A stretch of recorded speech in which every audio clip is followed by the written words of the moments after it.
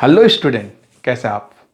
Student, आज हम लोग मैग्नेटिक इफेक्ट ऑफ करंट की एक बहुत ही इंपॉर्टेंट टॉपिक जो बोर्ड के पॉइंट ऑफ एग्जाम से बहुत ही ज़्यादा इंपॉर्टेंट है उसे डिस्कस करेंगे।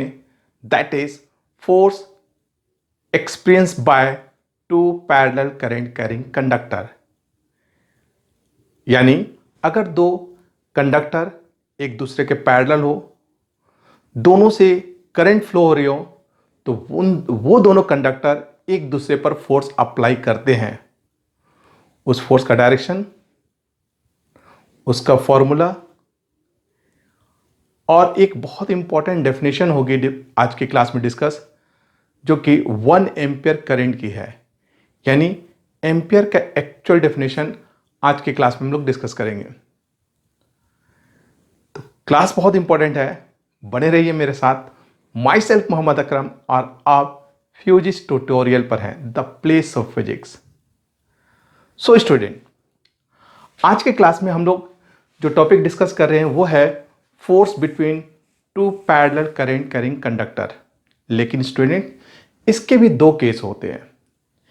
एक केस जब करंट के डायरेक्शन सेम हो, और अनदर केस में हम लोग डिस्कस करेंगे जब करंट की डायरेक्शन अपोजिट हो। तो पहले हम लोग डिस्कस करेंगे कि when the direction of current is same, यानी force experience by conductor when the direction of the current is same. यानी पहला टॉपिक जो डिस्कस होगा उसमें direction of current will be same. Direction of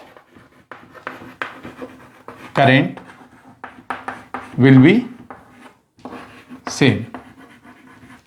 ठीक है, यानी इस केस में हम लोग डिस्कस करेंगे कि करंट की डायरेक्शन जब सेम होगी तब दोनों कंडक्टर एक दूसरे पर अगर फोर्स अप्लाई करेंगे तो उस फोर्स का नेचर क्या होगा। क्या वो फोर्स अट्रैक्टिव होगी या फोर्स रिपल्सिव होगी। आइए देखते हैं वन बाय वन। जैसे देखिए, ये दो कंडक्टर हैं, एक AB है और दूसरा CD है। दोनों कंडक्टर से current I1 and I2 flow हो रही है और दोनों करंट की डायरेक्शन सेम है, और ये दोनों कंडक्टर एक दूसरे से r डिस्टेंस पर सेपरेटेड हैं। अब ये दोनों एक दूसरे पर फोर्स अप्लाई करेंगे, तो किस तरह से वो फोर्स अप्लाई करेंगे?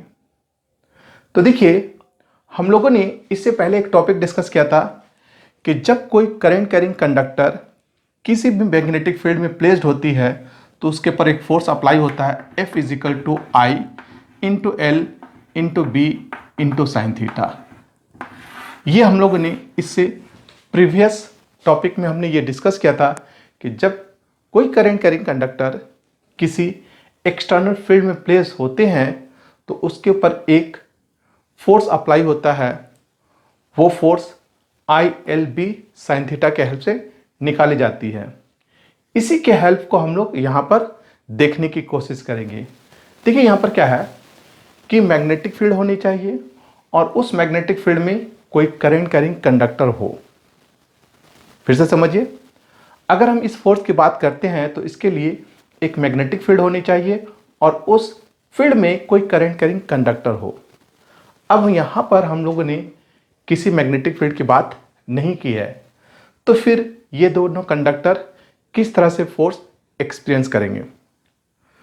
तो यहां पर देखिए, अगर हम इस कंडक्टर की बात करें तो इस कंडक्टर से करंट फ्लो हो रही है, और हमें पता है कि जब किसी कंडक्टर से करंट फ्लो होती है तो उस कंडक्टर के चारों तरफ एक फील्ड डेवलप हो जाती है। यानी अगर इस कंडक्टर से करंट फ्लो हो रही है तो इसके चारों तरफ एक फील्ड डेवलप होगी।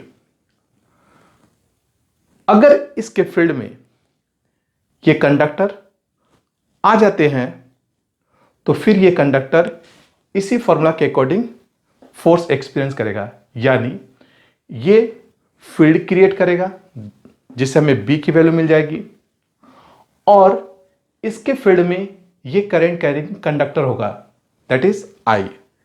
यानी ये फील्ड क्रिएटर होगा और उसके फील्ड में ये कंडक्टर एग्जिस्ट करेगा, तो ये फोर्स एक्सपीरियंस करेंगे।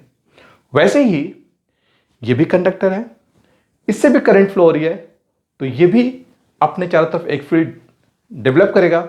और अगर इसके फील्ड में ये कंडक्टर आ जाते हैं तो इसके ऊपर भी फोर्स अप्लाई होगी।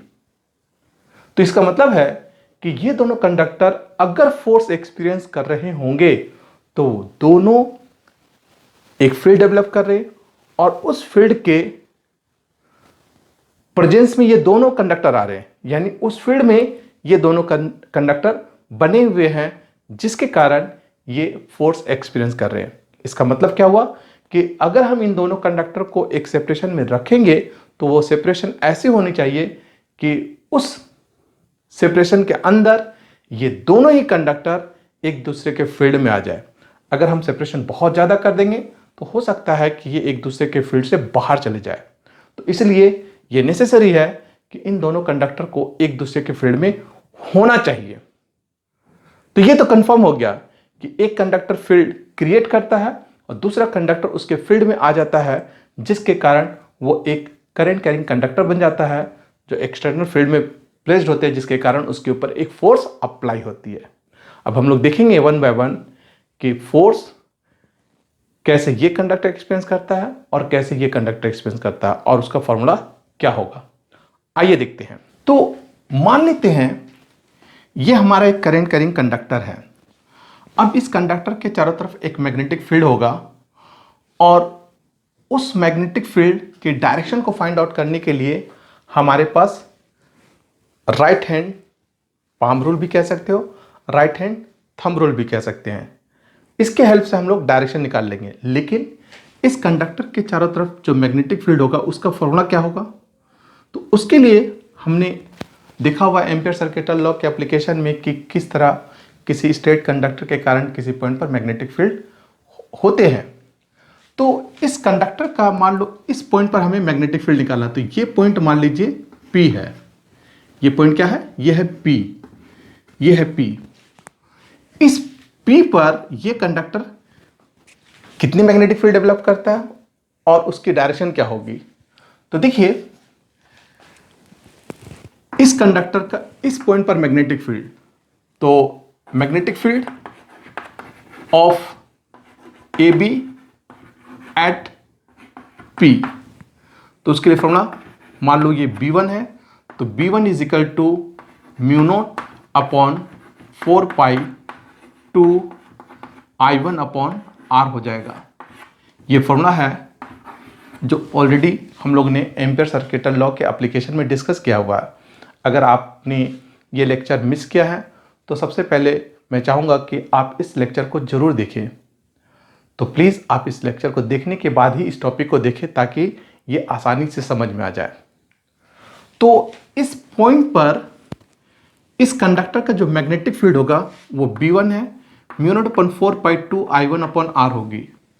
अब इसकी डायरेक्शन देखिए, इसकी डायरेक्शन के लिए या तो right hand thumb rule use कर सकते हो या right hand palm rule use कर सकते हैं।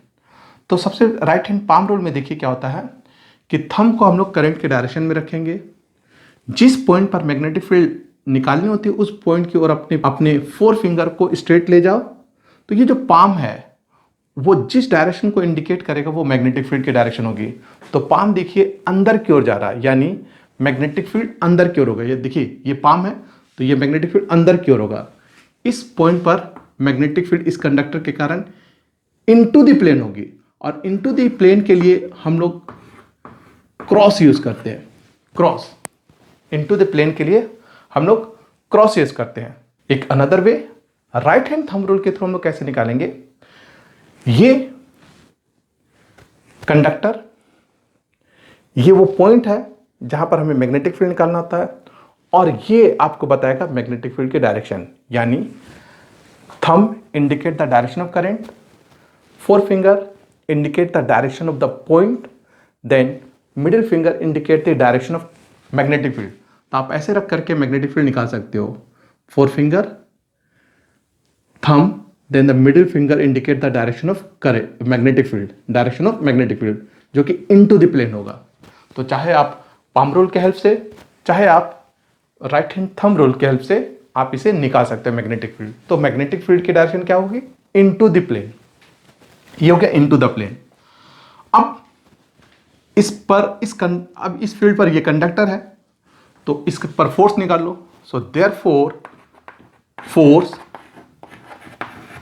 एक्सपीरियंस बाय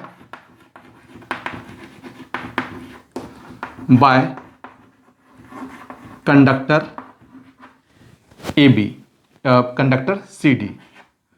तो ये जो आप फोर्स निकाल रहे हो, इनिशियल में लोग फोर्स पर यूनिट लेंथ निकाल लेंगे, फोर्स पर यूनिट लेंथ। तो यहां पर लेंथ से डिवाइड कर दो, पर यूनिट लेंथ। तो इस फोर्स को मान लो F1, या F1 नहीं मान लीजिए, क्योंकि ये इसकी मैग्नेटिक फील्ड को B1 माना, तो ये सेकेंड कंडक्टर है, तो इस पर जो फोर्स लग रहा है उसको F2 मान लेते हैं। तो इस फोर्स को F2 मान लीजिए, ठीक है। आप यहां चाहो तो CD भी लिख सकते हो कि फोर्स एक्सपीरियंस बाय CD। तो इसे हम लोग F2 मान ले रहे हैं। क्या है? Force per unit length experience by conductor CD।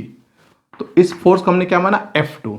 F2 की वैल्यू क्या होगा? देखिए, I into L into B into sine theta, ठीक है। ये फोर्स का फॉर्मूला है कि किसी कंडक्टर में अगर किसी मैग्नेटिक फील्ड में कोई कंडक्टर हो, उससे करंट फ्लो हो रहा हो, तो उस पर लगने वाला फोर्स ILB साइन थीटा होता है। लेकिन क्योंकि मैंने लिखा है फोर्स पर यूनिट लेंथ, तो यहां पर L से हम लोग डिवाइड कर देंगे। इससे क्या होगा स्टूडेंट कि ये L और ये L कैंसिल हो जाएगा, पॉइंट नंबर 1। अब यहां पर जो करंट लोगे, तो करंट हम इसका लेंगे, क्योंकि ये मैग्नेटिक फील्ड में है, तो ये I2 हो जाएगा। और मैग्नेटिक फील्ड के किसके लेंगे? इसके, है ना, यानी ये हो जाएगा B1।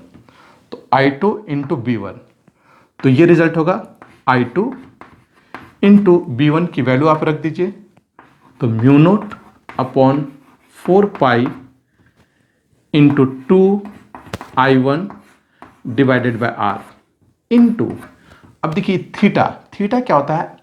Theta is the angle between the magnetic field and the conductor. तो आप देख रहे हो कि मैग्नेटिक फील्ड अंदर की ओर है और कंडक्टर ऐसे है, यानी एक दूसरे पर 90 डिग्री का एंगल है। मैग्नेटिक फील्ड और कंडक्टर ऐसे है और मैग्नेटिक फील्ड ऐसे है, तो दोनों के बीच में 90 डिग्री का एंगल है। तो यहां पर साइन 90 ले लोगे, साइन 90 डिग्री, तो ये रिजल्ट आ जाएगा mu naught upon 4 pi 2I1 into I2 divided by R। ये आपका फॉर्मूला होगा force experience by this conductor placed in the magnetic field produced by this conductor. तो ये आ जाएगा mu naught upon 4 pi 2I1 I2 upon R, this the magnetic field. अब हम लोग अगर इसकी डायरेक्शन निकालें कि इस पर जो फोर्स लग रही है, उस फोर्स की डायरेक्शन क्या होगी, कैसे निकालेंगे हम उस डायरेक्शन को?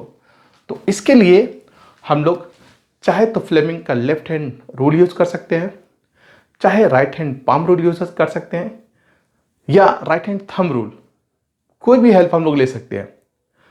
सबसे पहले हम लोग फ्लेमिंग के लेफ्ट हैंड रूल के थ्रू देख लेते हैं। फ्लेमिंग का लेफ्ट हैंड रूल क्या कहता है कि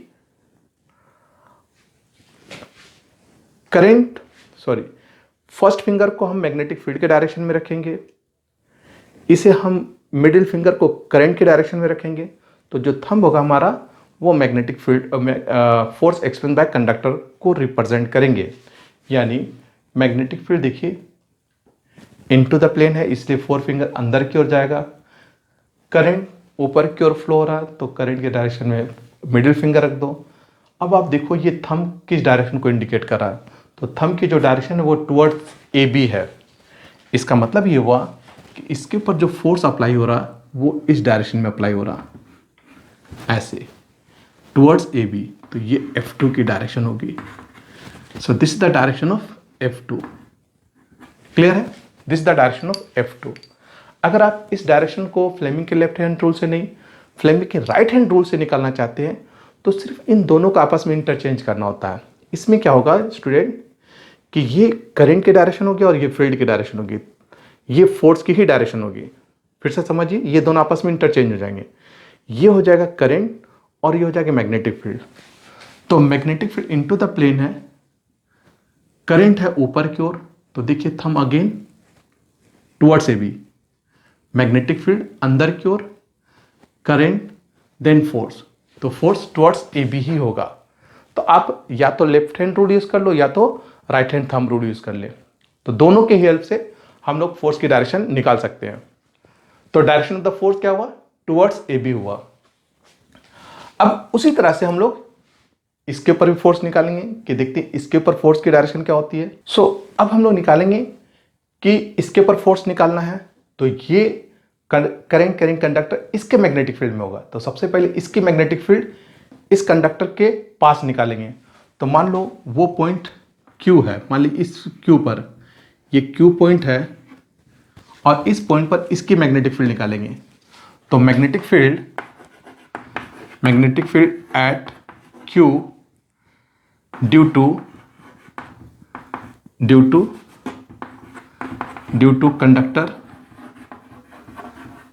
कंडक्टर CD, ठीक है। तो इस मैग्नेटिक फील्ड को B2 मान लीजिए क्योंकि सेकेंड कंडक्टर अप्लाई कर रहा, तो B2 is equal to again mu naught upon 4 pi, है ना, mu naught upon 4 pi two current हो जाएगा I2 divided by distance R, distance R ही होंगे, है ना, यहाँ वेक्टर का साइन नहीं इंडिकेट करेंगे। तो mu naught upon 4 pi two I2 by R, इसे इक्वेशन नंबर 3 मान लेते हैं। ओके, अब again direction of magnetic field निकालना है इस पॉइंट पर, तो आप अगेन यूज कर सकते हो राइट हैंड पाम रूल या राइट हैंड थंब रूल। तो राइट हैंड पाम रूल के अकॉर्डिंग देख लेते हैं। अगेन आपको क्या करना होगा कि इस कंडक्टर के डायरेक्शन में, क्योंकि इसकी मैग्नेटिक फील्ड हमें यहां निकालनी है, तो इस कंडक्टर के डायरेक्शन में आप थंब को रखिए। करंट के डायरेक्शन, जिस पॉइंट पर मैग्नेटिक फील्ड निकालने है उस पॉइंट की ओर आप अपना 4 फिंगर स्ट्रेट ले जाओ। तो जो आपका पाम होगा, देखिए ये पाम बाहर की ओर है, देखिए यहाँ पर ध्यान से समझिए, ये देखिए पाम बाहर की ओर है, बाहर की ओर। तो इस पॉइंट पर जो मैग्नेटिक फील्ड होगा वो बाहर की ओर होगा, magnetic field will be outward होगी, बाहर की ओर होगी। तो अब उस मैग्नेटिक फील्ड को मान लो वो मैग्नेटिक फील्ड B2 है, तो B2 जो है क्योंकि आउटवर्ड है, तो आउटवर्ड के लिए जो स्टूडेंट हम लोग साइन यूज करते हैं वो होता है डॉट, मैग्नेटिक फील्ड आउटवर्ड, है ना। तो ये जो मैग्नेटिक फील्ड होगा आउटवर्ड होगा, परपेंडिकुलर आउटवर्ड, है ना, परपेंडिकुलर आउटवर्ड। तो ये मैग्नेटिक फील्ड परपेंडिकुलर आउटवर्ड हो जाएगा। अब हमारे पास मैग्नेटिक फील्ड की डायरेक्शन आ गई, तो वैसे ही हम लोग फोर्स निकाल लेंगे कि ये कंडक्टर कितना फोर्स एक्सपीरियंस करेगा। So force per unit length experience by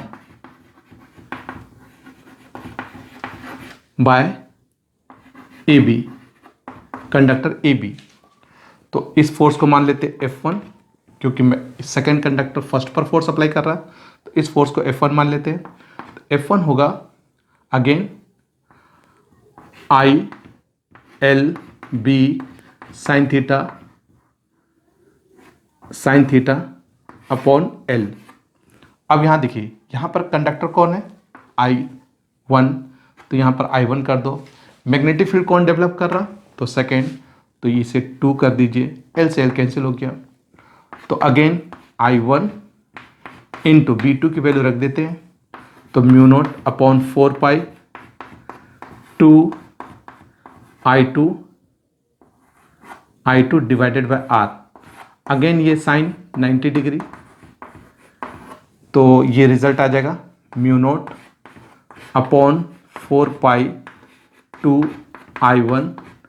I2 divided by R, I2 divided by R। इसे इक्वेशन नंबर 4 मान लीजिए। और अगेन हम लोग इस फोर्स की डायरेक्शन निकालना चाहते हैं कि इस फोर्स की डायरेक्शन क्या होगी, तो उसके लिए अगेन हम लोग Fleming left hand rule use कर सकते हैं या Fleming right hand, that is a right hand thumb rule जिसको कहते हैं, तो राइट हैंड थंब रूल भी यूज कर सकते हैं। तो okay, Fleming left hand rule के अकॉर्डिंग क्या है, ये मैग्नेटिक फील्ड है 4 फिंगर, ये करंट है, तो ये फोर्स की डायरेक्शन है।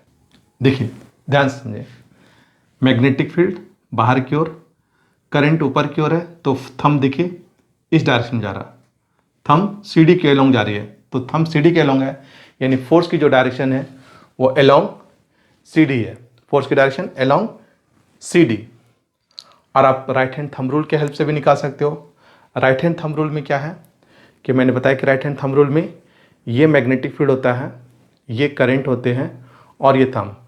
तो मैग्नेटिक फील्ड देखिए आपका बाहर की ओर है, तो मैग्नेटिक फील्ड बाहर की ओर कीजिए, 4 फिंगर ऊपर की ओर है, ऊपर की ओर करंट हो जाएगा। तो जो थंब है वो उसको निकालेंगे, तो देखिए थंब सीडी के टुवर्ड्स आ रहा। तो आप इसके हेल्प से भी बता सकते हो कि मैग्नेटिक फील्ड के फोर्स की डायरेक्शन टुवर्ड्स सीडी होगी। क्लियर है? तो इसका मतलब है कि डायरेक्शन क्या हो गया, डायरेक्शन टुवर्ड्स सीडी, यानी करंट की जो डायरेक्शन, फोर्स की जो डायरेक्शन होगी वो टुवर्ड्स सीडी होगी। यानी इसके ऊपर अगर फोर्स की डायरेक्शन दिखाओ तो वो फोर्स हो जाएगा F1 और ये F1 जो होगा टुवर्ड्स सीडी होगा। तो फाइनली हम लोग क्या देख रहे हैं कि F1 की डायरेक्शन CD के टुवर्ड्स है और F2 की डायरेक्शन AB के टुवर्ड्स है। इससे कंक्लूजन क्या निकला? इसका मतलब है कि ये जो दोनों फोर्स है वो अट्रैक्टिव है, यानी अगर हम लोगों ने इन दोनों कंडक्टर को रिलीज कर दिया तो दोनों ही कंडक्टर एक दूसरे के टुवर्ड्स मूव करेंगे।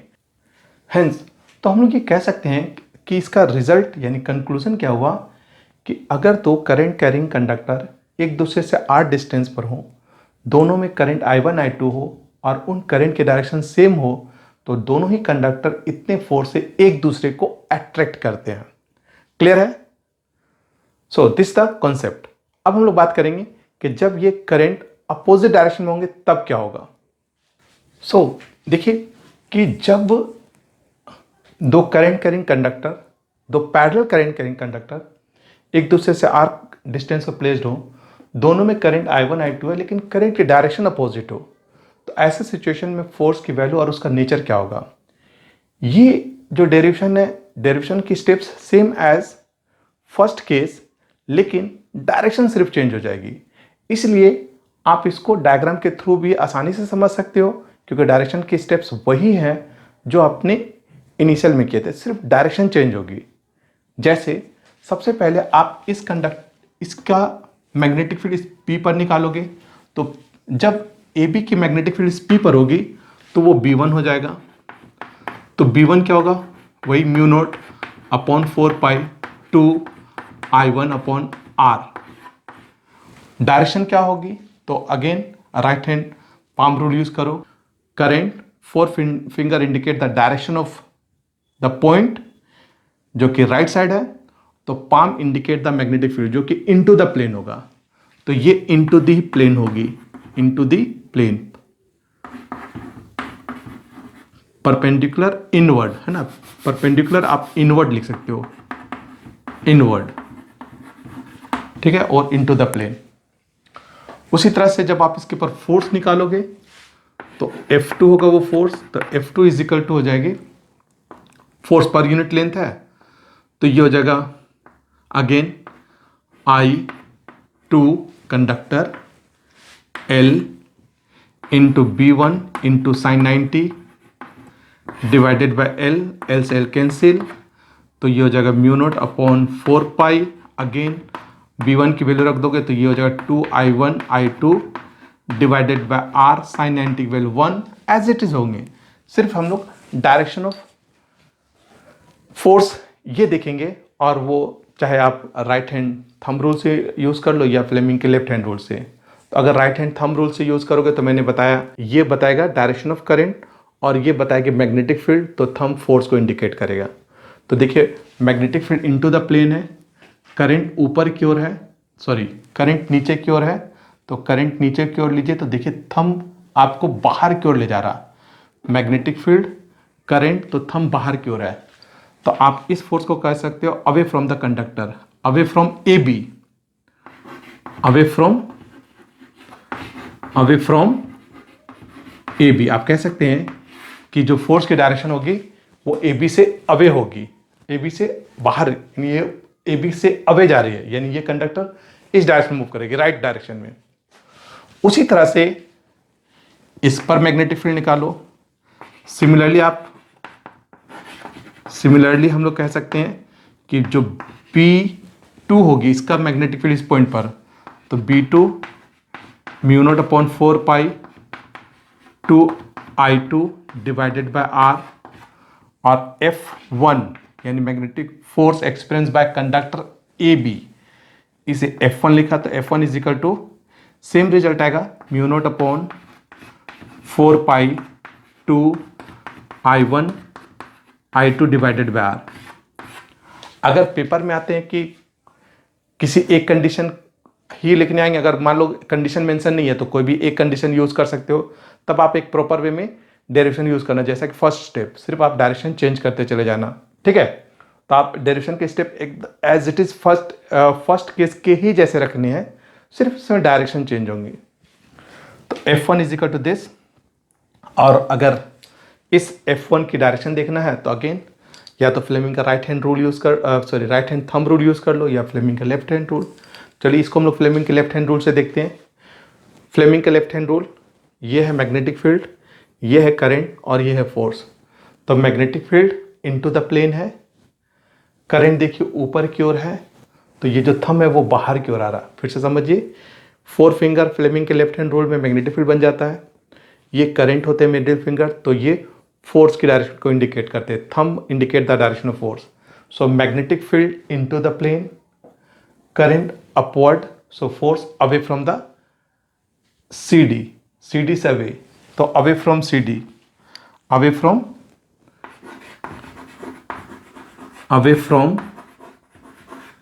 CD, ठीक है। तो इसमें हमने क्या देखा कि इस कंडक्टर फोर्स AB से अवे है, इस कंडक्टर फोर्स CD से अवे है, तो रिजल्ट क्या हुआ, आइए देखते हैं रिजल्ट। सो इस केस का रिजल्ट क्या हुआ कि both the conductor are repel to each other with the force mu naught upon 4 pi 2I1 I2 upon R, लेकिन ये फोर्स पर यूनिट लेंथ है।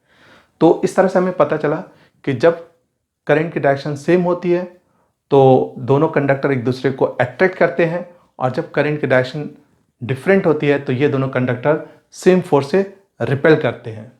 तो ये हमारा कंक्लूजन हुआ। अब देखते हैं हम लोग 1 एम्पियर करंट के डेफिनेशन। देखिए 1 एम्पियर करंट के डेफिनेशन देखिए ध्यान से स्टूडेंट्स, कि जैसा कि हम लोग को पता है कि F is equal to mu naught upon 4 pi 2I1 I2 upon R होता है, जब तो parallel current carrying conductor separated by distance R हो और उनसे I1 I2 करंट फ्लो हो रहा हो, तो उनके बीच जो फोर्स पर यूनिट लेंथ होती है वो F is equal to mu naught upon 4 pi 2I1 I2 upon R होते हैं।